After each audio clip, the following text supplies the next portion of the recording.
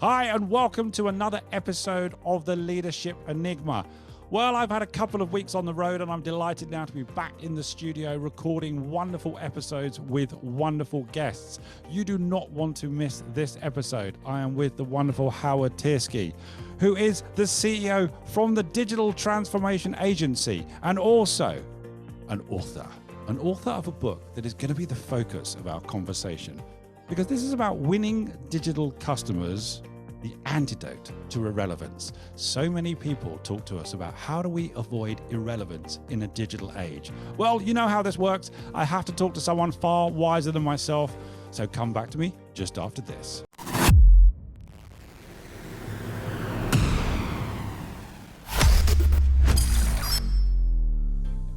You're listening to The Leadership Enigma, powered by Transform Performance International, a podcast for the insatiably curious to explore the power of human-centered leadership to create real momentum for positive and sustainable change.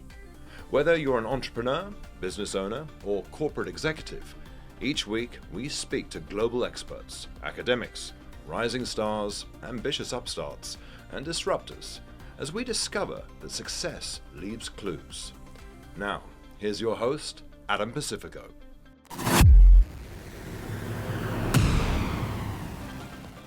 Well, there you go. It's a big warm welcome to you, Howard Tiersky. How are you, my friend? Awesome. Thanks so much for having me, Adam. I'm excited. Yeah, no, I've been excited to have you on the episode. And it's also exciting to have you because you have an amazing book that we're really going to kind of zone into as well. And I know that's a Wall Street Journal bestseller, and Forbes have had it in their top 10 business books as well. So as another author, haven't quite had those accolades, Howard, but that's pretty well done, my friend. Pretty well done. Oh, thank you. So tell us a little bit about you, because there's always a wonderful story and a journey to all of my guests before we kind of get into the nuts and bolts of this episode. Sure. Well, as you mentioned, I run a digital agency. I've been working for about 25 years, really, in the same basic goal, which is working with large enterprises on how they can win in this ever-changing digital world. And I live just outside New York City in Mahwah, New Jersey, and I have 5 kids and a really big fish tank. What else would you like to know? No, I remember when we talked about 5 kids, you actually said there's a lot going on in the house.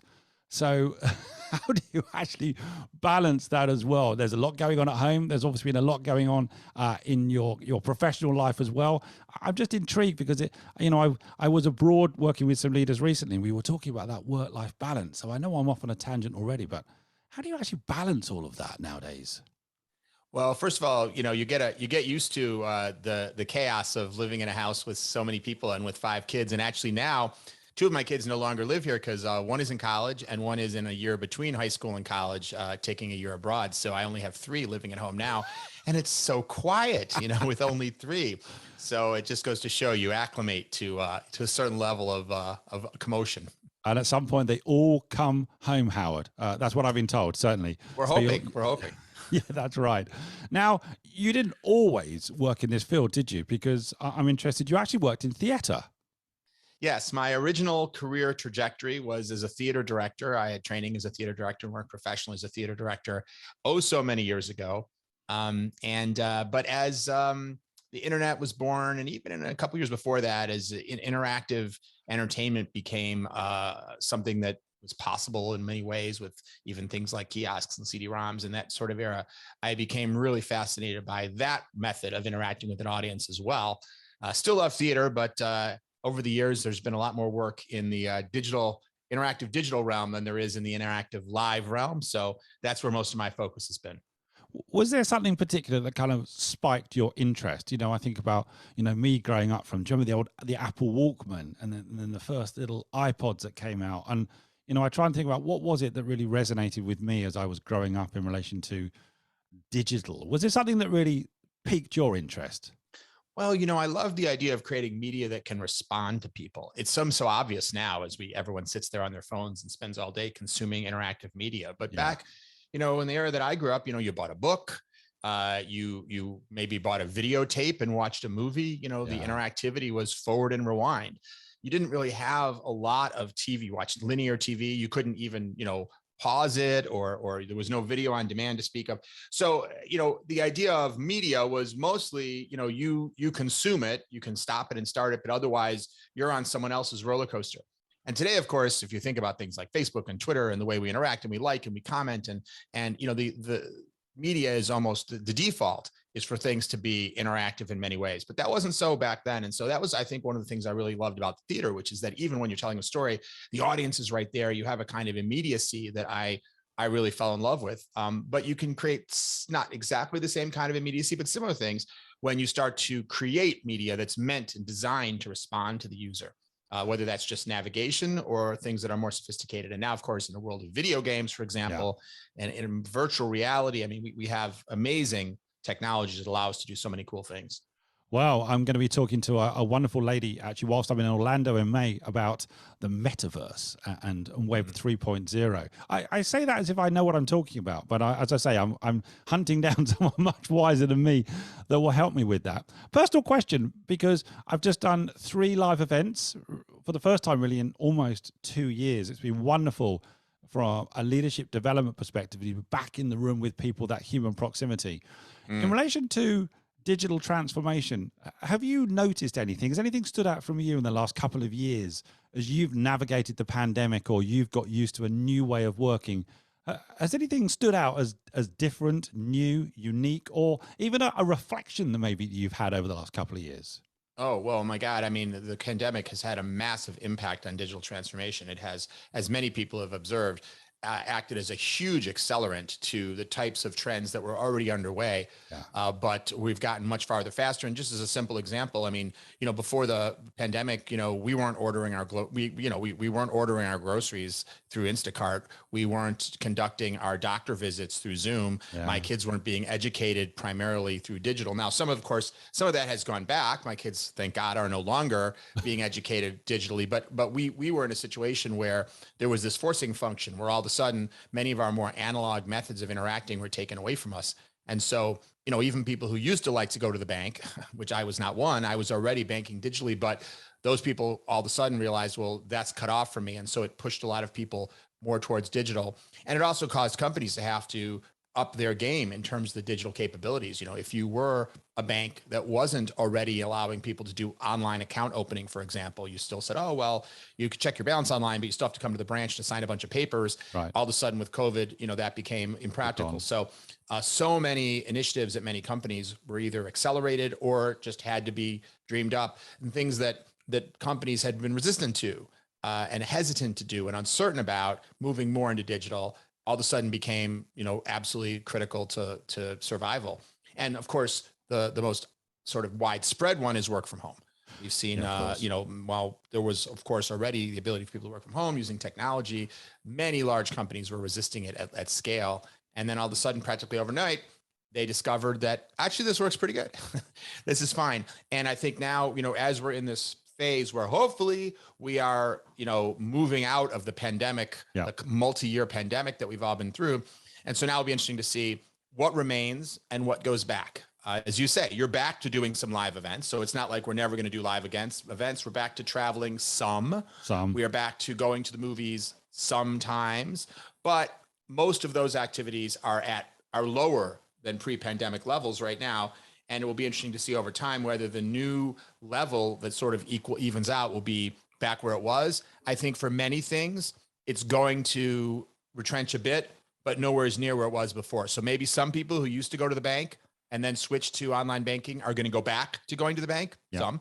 But many will stay where they were. They say, you know what, I've already done it for X period of time. I'm used to it now. My behavior has changed. My habit has changed. And so I think that that's why it's acted as an accelerant for digital transformation, not just during the COVID period, but it's going to continue, that those trend lines are going to continue. In some ways, we've all individually and as organizations had to digitally transform, haven't we? We've had no choice. It's gone from I should do something to I must do something in order to just operate and perhaps even make a living, generate revenue. So that's right. One of the things I want to focus on is a word that I've heard before. It is part and parcel of your book, but a word that I hear senior leaders talk about sometimes through a lens of fear is they don't want to become irrelevant. And there was this wonderful quote of, it's not the big that will eat the small, it's the fast that will eat the slow. Tell me a little bit about your thoughts about businesses and how they should view irrelevance. Well, I think it starts by asking, why is a business relevant? Lots of businesses, you see statistics all the time that a huge portion of new businesses that are founded fail within the first couple of years. And mostly, why would a business fail? Well, of course there are different reasons, but what's the number one reason a business would fail is they just don't matter enough to their customers. They can't find enough customers that want what they want, or they can't differentiate enough from their competitors, or there's just not enough people who are willing to pay for what they're offering. That's the number one reason. Yeah. And so the businesses that I work with have usually enjoyed many years of being highly relevant. They're established, successful businesses. They have a track record. And so if you're already a business that has been highly relevant to customers, you've achieved something that many businesses never achieve. Okay. And then of course, typically scaled up. So that's fantastic. But here's the problem. When you have a formula that makes you relevant to your customer, what happens if the customer changes? Right. Are you still relevant to the customer? And the answer is, it depends. It depends how the customer changes. And it depends how much the customer changes. If the customer just changes a teeny tiny bit, probably it's okay. But as we were just discussing, the behavior and other factors, right? The psychology of so many people in our world today has shifted over the last 2 years at a trajectory and speed far different from normal times, because we've all been through an extraordinary period, and whatever you want to call it, a trauma or a change in our lifestyle. And so that means customers have changed more than ever. And by the way, they were already changing with digital. If you think about even pre-pandemic, people's behaviors and how they use their phones, and how, there's lots of stats on your average person sleeps with their smartphone beside their bed and touches their phone over 100 times a day. And yeah, exactly. Even before the pandemic, most people were living this lifestyle, which was heavily digitally centric. And that was fairly new. 10 years ago, 15 years ago, people had computers, but they weren't the center of their life. Maybe the center of their work, depending on your job, but not the center of your life. But today, it's how we bank, it's how we date, it's how we look for information, it's how we socialize very often, it's how we play, it's where we get our entertainment. For some people, it's how they connect to religion. I mean, it's hard to imagine an aspect of life that isn't now centered around some kind of digital device. And so that means if you look at that and say, well, it wasn't really that way 10 or 15 years ago, it means that your customer has changed a lot.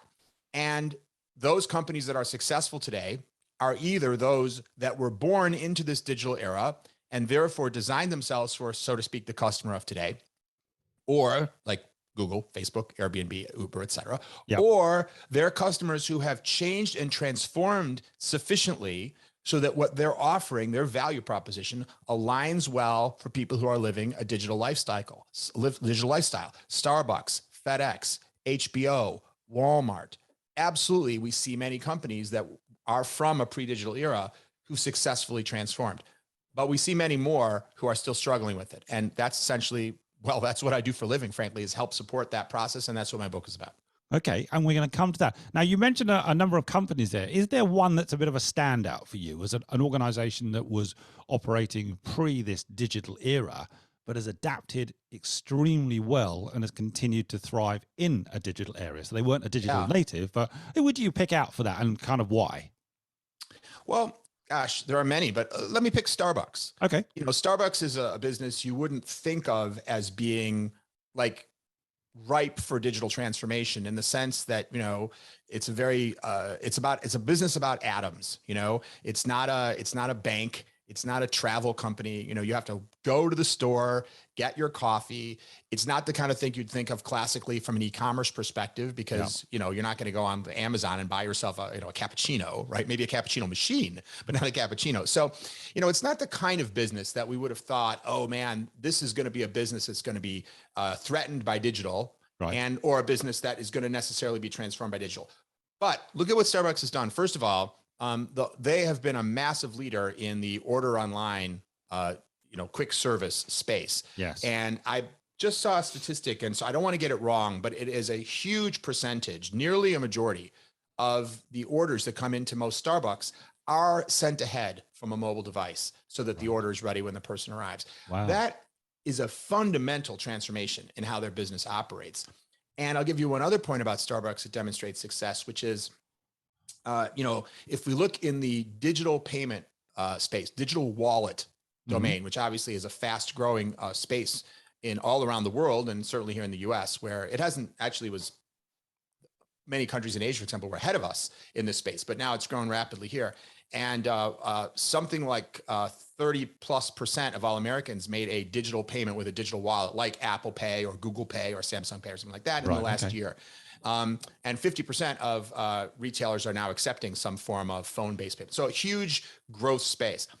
So the number one player in this, the largest digital wallet in the United States right now, you could probably guess who it is.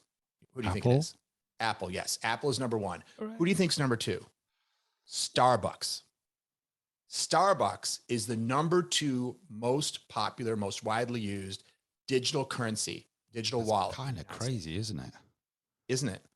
And so you look at somebody like that and say, this is a pre-digital company, and they're now taking that kind of leadership. And so that's how companies, I think, need to be thinking, not how do they do well, considering that they're not a digital company like Facebook and Google, but rather, no, forget that. It's how do you win in a digital era? No excuses. And that's what Starbucks is doing. So I find this fascinating. That is incredible, isn't it? That Starbucks is number two behind Apple. And I think I probably could have had many guesses and I would have been wrong with all of them. Now, did Starbucks actually do something which changed the customer behavior, or was it the customer behavior that changed the way that Starbucks was acting, or was it a bit of both? Well, I think it's a bit of both. Starbucks has been a leader. So other quick service restaurants like McDonald's, for example, are now embracing and successfully implementing a lot of these same types of principles of how you order food for a quick service restaurant. But a Starbucks, so when you look at something like what McDonald's are doing, or Taco Bell is another great example in this pickup space, because they are not only enabling you to order ahead, but they are remodeling their buildings for digital. Wow. Because they are taking their restaurants, if you want to call it a restaurant, whatever you call it, Taco Bell. Yeah. I know what you mean. It's not my preferred, place to get food, but, they traditionally have, the pickup window on the side of the building, your kind of classic fast food restaurant. And they are adding a second pickup window so that they have one window for your classic, person who pulls up and places their order, and then they have to prepare the food. But if you order on your app and you've already paid, you get a text that your food is ready. They have a different window. They don't want you waiting in that line behind the people who are thinking about whether, asking, well, what's again the difference between a burrito and an enchilada? They want you to just be able to get your stuff right away. So if you just think about, we used to think about digital versus bricks and mortar, but here we've got Taco Bell literally, busting out their bricks and mortar, right? So they can add another window to their restaurant. So I think, your question was, is it the customers changing the businesses or vice versa? I think those that are leaders, Amazon changed the way we think about commerce. A few years later, when someone like Walmart came along and managed to muscle their way up to the number 2 spot behind Amazon in terms of e-commerce, they were mostly being changed by their customers. They saw what their customers wanted. They saw where their market share was at risk, but they were able to move nimbly enough to create a compelling alternative to Amazon. And now, of course, they are the number 1 e-commerce competitor of Amazon in the United States, another company that was a pre-digital kind of classic legacy brand, but is now absolutely a digital winner. So let's talk a little bit about some of the elements that are in your book and leadership in driving digital transformation. I just want to kind of get some thoughts from you in relation to what does that even mean and why is it important? I know we've already had some of the elements, I think, come out in the conversation so far. But, in fact, let's start there. What are some of your thoughts in relation to just why is it so important for leaders to understand how they can drive digital transformation in an environment where it's just supercharged change and it's not going to stop? Right. Well, so we've already been talking about why companies need to change. Basically, your customers changed. And if you don't change to continue to meet the needs of your customer, you're going to become irrelevant. You're no longer going to be meeting their needs. You're going to be disrupted. Basic business principles. Someone is going to be doing a better job. If you say, well, this is how it's worked for all these years. Yeah, but the world has changed. And if you don't change with it, you're going to become irrelevant. It's that simple. Yeah. Now, when you think about what leaders need to think about, here's the thing. Some things that businesses need to do are straightforward, and some things are difficult. Digital transformation, unfortunately, is difficult. It usually requires not only changes to technology, but changes to business process, changes to team skills, organizational structure, performance models. As we mentioned, it often requires changes to physical properties. Yep. It may require new kinds of partners, new kinds of relationships. It raises new legal and regulatory issues and considerations. It reaches into almost every aspect of business when you want to try to make these changes. And there's a fundamental kind of human psychology that most employees in any company have, not all, but Yep. most employees have, which is to basically resist change, to say, I'm living in a good life. I'm getting my paycheck every week. Like, please don't totally disrupt my work. Yeah. And very often, in order for Starbucks to change to what they were, they had to substantially change the way that the barista did their job. There was just no avoiding that. And if your people kind of don't want that, then they can create a lot of headwinds for that transformation. And I believe that the single biggest challenge, the single biggest threat to any company's desire for transformation isn't having the right vision, although that's critical, isn't having the right technology, although that's critical. It is getting your people aligned and really motivated to support the transformation rather than try to hold it back, subvert it, sabotage it, et cetera. Howard, we're talking about leadership, aren't we? Well, if you want to avoid those risks, or if you want to overcome them, it means you need to win people's hearts and minds. You can't just give them instructions. And yes, how do you do that? Leadership, communication, vision, charisma, making people feel a sense of trust and confidence. It's like leading people on the battlefield in some ways. People are afraid. Resistance to change is just a manifestation of fear. They fear the unknown. They fear what they haven't done before. And how do you get people to do what they're afraid of? Well, you have to paint a compelling reason why it's necessary, because otherwise, why do it, right? Why take the risk? And then you have to give them the confidence that everything is going to be fine and actually better. We're going to move towards a better world.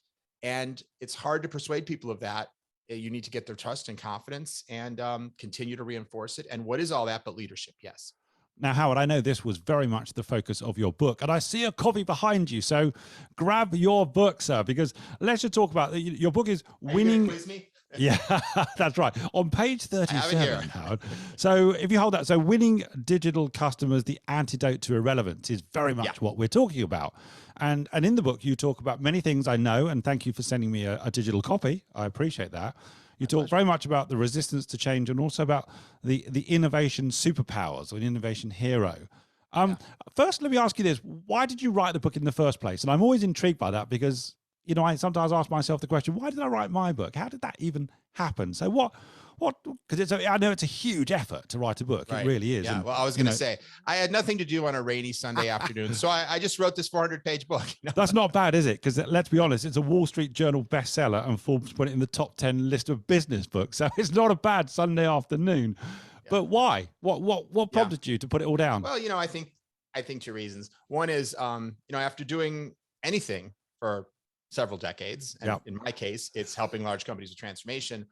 A person tends to have certain observations, certain insights about what works, or at least a path that works. And so, I've been a part of a lot of very successful transformations, and that's been tremendous. I have to admit, I've been a part of some really big failures too. Okay. And one of my favorite Bill Gates quotes is, "Success is a lousy teacher." If you that is understand very the implication true. of that. So, having, and this is what I do every day, of course, working with clients, is leverage the experience that I have of doing this for so long to help them find the best path to success. I wanted to write a book really for two reasons, because I knew I had something to say, because I knew my team and I had kind of developed a process and approach that really worked. And based, by the way, on many other ideas that came from other places, things like agile and design thinking and important principles of organizational change that many, many other people, and I try to credit concepts from Tony Robbins, concepts from Matt and Gail Taylor, and many others. So we certainly don't invent everything we work with, but over time, over the years, someone like myself assembles together, I'm sure this is true for you as well, a kind of a toolkit, an approach. We discard certain things, we expand on certain things, we build some of our own things. And so that's really what my team at my company from the Digital Transformation Agency really has now, is our approach, which has been proven to be very successful with companies like Avis and JP Morgan Chase and Airbus and Transamerica and many others. And so we wanted to write the book in part because we can only work with a small number of companies, and it just feels like a very rewarding thing to do. to sort of provide to the broader universe a set of principles that we know works.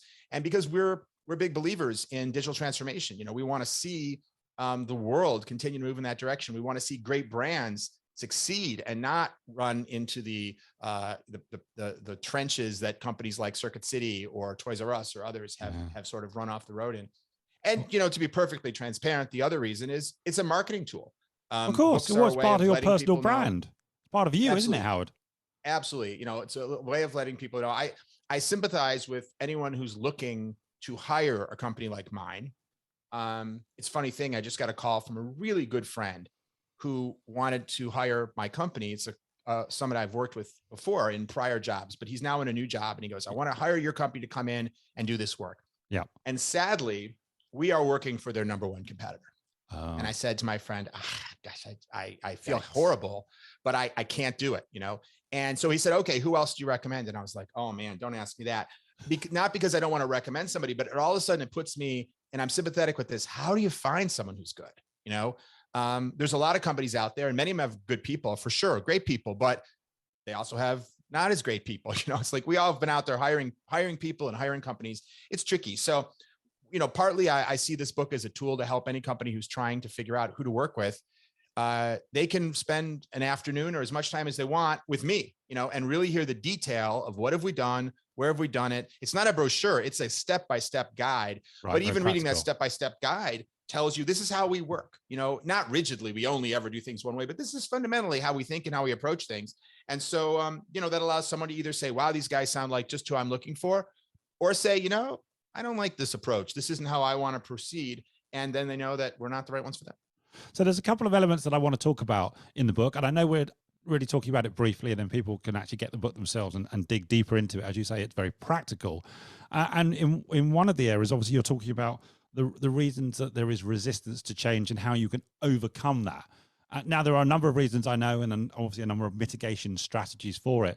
What is for you in your work is one of the number one reasons that people are resistant to change? What's it all about? Why are we like that? One of the sources that has been very inspirational for me is the field of evolutionary psychology. Okay. I feel in many ways that all the work I do is really psychology. It's psychology to drive customers to do what we want them to do to make any business successful. And it's psychology to get our employees aligned with what we need them to be aligned with so that we can create an experience that is aligned with the psychology that will get our customers to do what we want. Isn't that really what so much of business is? So evolutionary psychology looks at how our minds work in the context of how they evolved. And our minds primarily evolved not in the kind of civilized world that we live in now, but in this kind of, prehistoric, kind of wild, uncivilized world, right? Most of human history during the period that our psychology evolved was not in the kind of world we live in now. Right. And so if you think back, and I'm no, archaeologist or whatever, but if you think back even to the cliche of a life of a caveman or whatnot, because they had the same DNA that we do, basically. If you got a cave that protected you from the elements, a way of fending off wild animals, you basically had figured out a way to survive. And someone said, hey, I have an idea. Let's give up this safe cave. Let's go 25 miles through the jungle and see if maybe there's someplace even better, and on the way, there'll be leopards and lions and probably all kinds of animals trying to kill us. But, maybe there'll be something better if we go through all that. It would be perfectly reasonable to go, I think I'm going to stick. Yeah, the cave is a little drafty. It's true, and all we eat is raw squirrels, but, we're alive. So I think there's this natural human tendency to say, you know what, if I'm surviving, maybe I shouldn't mess with my formula for success. Okay. And then thank God there's some subset of people that are born with maybe a little different DNA, a little genetic mutation where they say, to hell with it. I'm going to go through the jungle. I'm going to give up my safety and I'm going to go for something new. And these tend to be people who have personalities that are innovators. People that are trailblazers, right? This is your Elon Musk. This is your Jeff Bezos. This is your Steve Jobs, and many more people who aren't famous at all, but work at companies who are like, no, guys, we need to go to this new territory. And a problem that those people can have, because that's really who I speak to most of the time, right? That's who I want to read this book. Anyone is welcome to it. But because the problem that those people often have is that they are enthusiastic about change, but they forget that just because it gets them excited doesn't mean it's going to get everyone excited. So and the true. same story that they lay out, hey, I have an exciting idea. Let's leave the cave. Let's go through the jungle. Let's Who's fight with off the me? lions. Doesn't that sound great? Right. Most people are going to be like, no, dude, that sounds horrible. And they're going to be like, what are you talking about? Well, that's because they're in the minority in terms of this sort of psychographic profile. And so sometimes you see startups that are composed entirely of people like this. You get 15 people together who are all disruptors, all innovators, all trailblazers, and they create a company that threatens a multi-billion-dollar corporation because that's the power of people who are willing to innovate. Right. But if you're looking at a large company, there's no way you're going to get a company with 100,000 people like that. No. I mean, I wouldn't say it's impossible, but it's not practical, especially when you're a pre-existing organization. So instead, you need to figure out, how do we overcome this potentially genetic psychology tendency that is there for all kinds of historically good reasons, logical reasons to keep people alive. And after all, if you talk about messing with someone's work, you're talking about their livelihood. Yeah. But the unfortunate thing is that genetic programming, which is from a period that isn't like the world today, is actually operating contrary, the opposite. It's sort of this irony, which is that the resistance to change is often the most risky thing a company can do during the period of change like right now. It's like if your cave is filling up with water and pretty soon you're going to be underwater and drown, and you say, I'm going to stay in this cave because it's been safe for the last 20 years. It's like, no, you are about to die, dude. Now we go through the jungle. Now it's not a question of, doesn't that sound cool? Because we can't stay in this cave that we've been in. Must. Yeah. And that's what leaders in this space need to help those other, say 85% of people understand, which is that yes, it is a must, and help them overcome that fear of change that they naturally have and reasonably have. And we need to sympathize with that fear of change, but again, help them overcome it so that the company can be successful. I love that as a description, Howard. I really do. And as we talk about in leaders and leadership, and so many leaders talk about the difficulty of trying to lead and manage change. And as you say, if you're working with a large global organization, how are you going to pull all these people along with you? You know, and having a vision, I suppose, is certainly will help. You also talk about something which resonated with me, and that was about the innovation hero, because you talk about superpowers, and now you're really talking about some innate human-centered leadership capabilities that in your book you talk about are absolutely essential for someone to be an innovation hero. And again, we hear the term innovation in many organizations. I've heard organizations say that the lack of human proximity over the last couple of years has in some ways dented their ability to be innovative. But tell me a little bit about your thoughts about this innovation hero and the superpowers that a leader needs in order to be that hero. Yeah. Well, you know, this phrase came about because at one point in my own company, we were doing like a persona exercise to say, who's our ideal customer? Right. And we kind of created this vision of this person who's really trying to drive their organization to the future.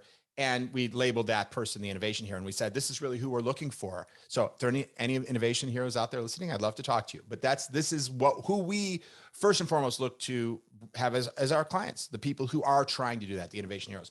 When we wrote the book, then we tried to do something that was just a little bit fun that we do late in the book, which is we say, you know, we're mindful of the fact that when we describe what you have to be able to do to lead companies to transformation, it can sound really daunting. It can sound like, are there any other jobs I could get? Because this one sounds like you're setting me up for failure. You know, I have to somehow convince all these people to do something that they don't want to do. You know, so just for fun, you know, so the point is, it almost sounds like you're looking for Superman. You're looking for Wonder Woman. You know, you're looking for somebody who has these powers beyond what a normal person would be able to do. So just for fun in the book, we broke down kind of common superhero characteristics, and we pointed out how they apply to this. So just as an example, we talk about super speed.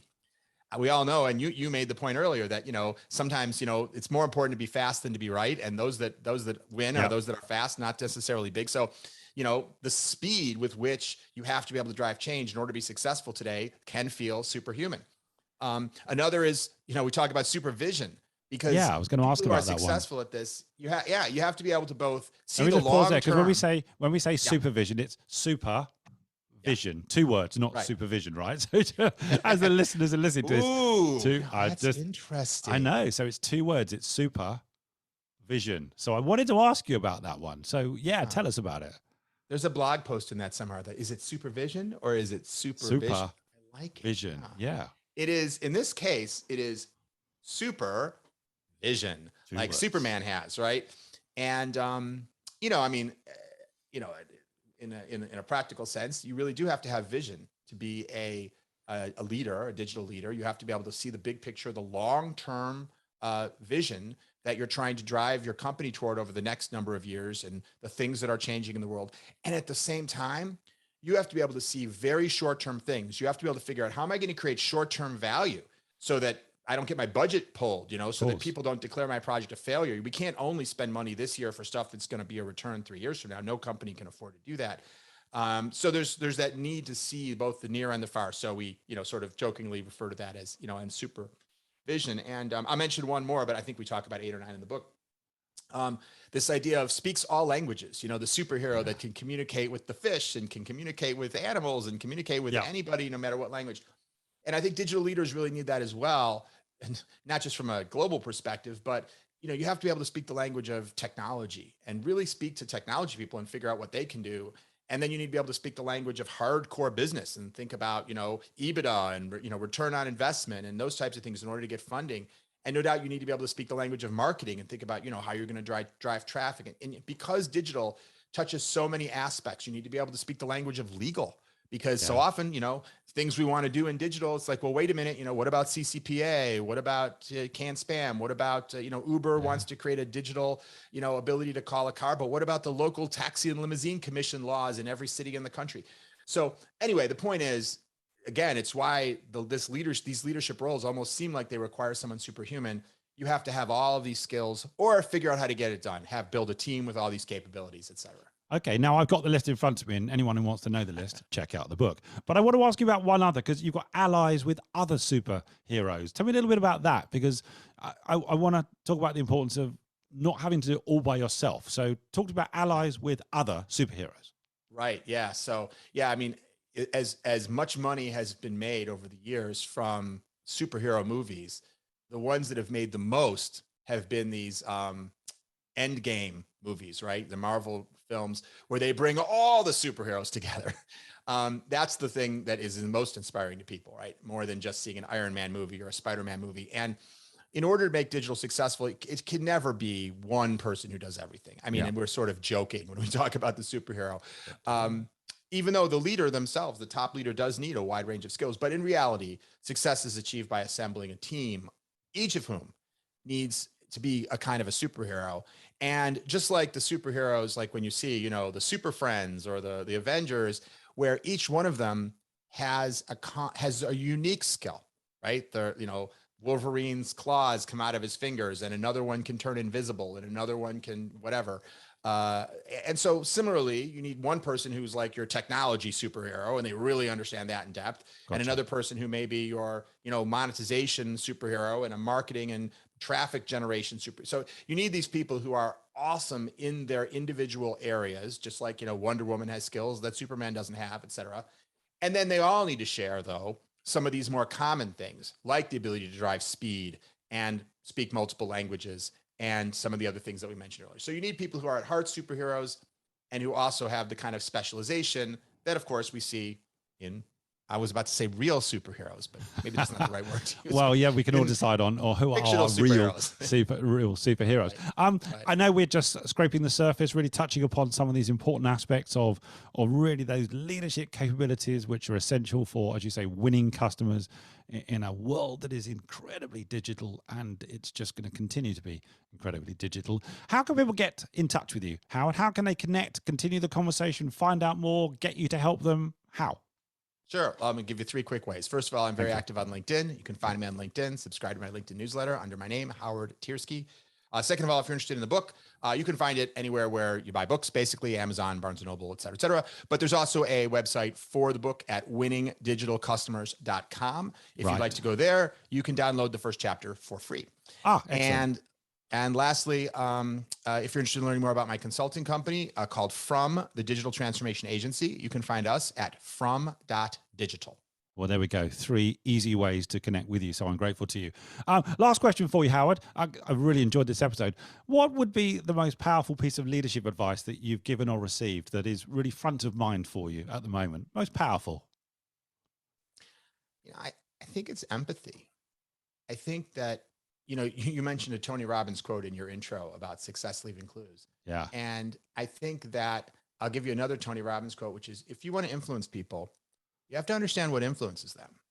And that goes for customers and it goes for employees. And so I think those that are really successful are genuinely curious about their customers and genuinely curious about their employees.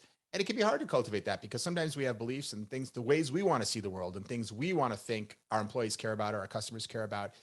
And if we hold on too tightly to those, we stop paying attention and we stop being curious about what's really going on.